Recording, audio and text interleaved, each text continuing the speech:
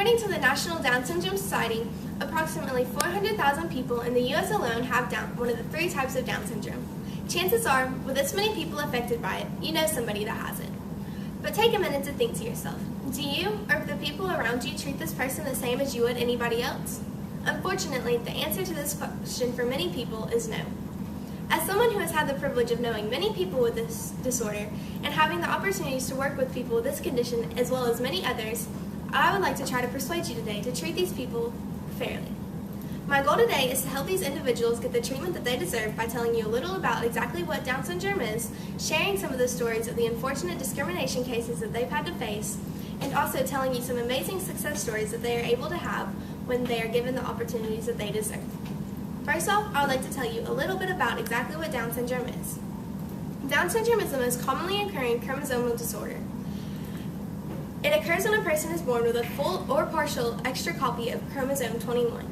People with Down syndrome have some distinct physical traits, such as low muscle tone, small stature, an upward slant to the eyes, and a single deep crease across the center of their palm. As for the mental traits, they can be having disruptive, impulsive, hyperactive behavior or inattentive. They may also have anxiety, social-related deficits, sleeping problems, and developmental issues. This can cause them to have trouble in public social situations and may cause difficulty for them with many things, ranging from being able to hold a conversation with someone to being able to get dressed on their own. Having issues such as these can unfortunately lead to many types of discrimination that they have to face. There are many cases where discrimination against people with Down syndrome has caused them to lose opportunities for a multitude of things. For instance, an article from nationalreview.com discussed the issue that an 8-year-old girl and her family had to face when she was denied entry from a New York dance studio. Trisha and Jason Winnicky are the parents of 8-year-old girl with Down syndrome, Anna. They tried to enroll her in a local New York dance studio, but this dance studio owner told them that they did not think that they would be comfortable with her there, and that, quote, there were special schools for people like her. In another case discussed on EEOC.gov, a Papa John's discriminated against an employee with Down syndrome.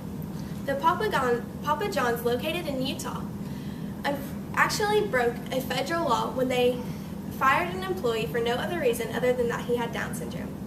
Another example of their discrimination, talked about on GoodHousekeeping.com in New York, a public middle school refused to enroll a boy because he had Down syndrome.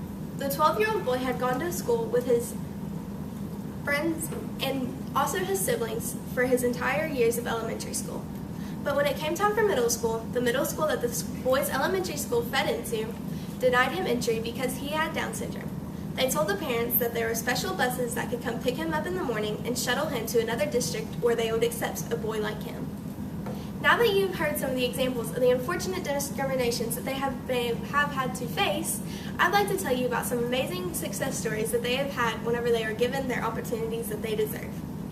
Whether you'd like to believe it or not, people with this condition are still capable of an outstanding number of things.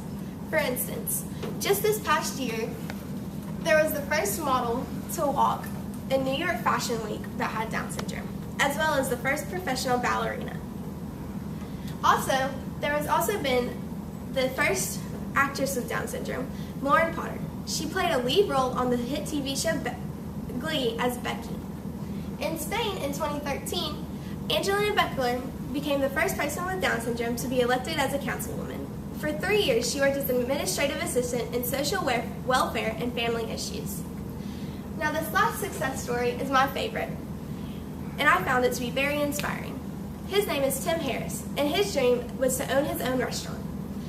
He was lucky enough to be given multiple opportunities throughout the food industry to help him get to where he is today, to own his own restaurant called Tim's Place. On top of owning this business, Tim has also created Tim's Big Heart Foundation to help people with disabilities achieve the dreams that he has had the opportunity to do. To conclude, I've told you a little bit about exactly what Down syndrome is, some of the unfortunate discriminations that they have had to face, and some of the amazing success stories that they have been able to have whenever they are given opportunities.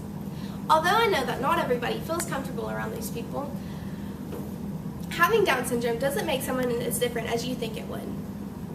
From my experiences with them, I have learned that they are some of the most kind, kindest, friendliest people with the absolute biggest, most genuine hearts. Today, I challenge you to try to treat these people with Down syndrome or anything else that makes somebody else different from you the same as you would anybody else.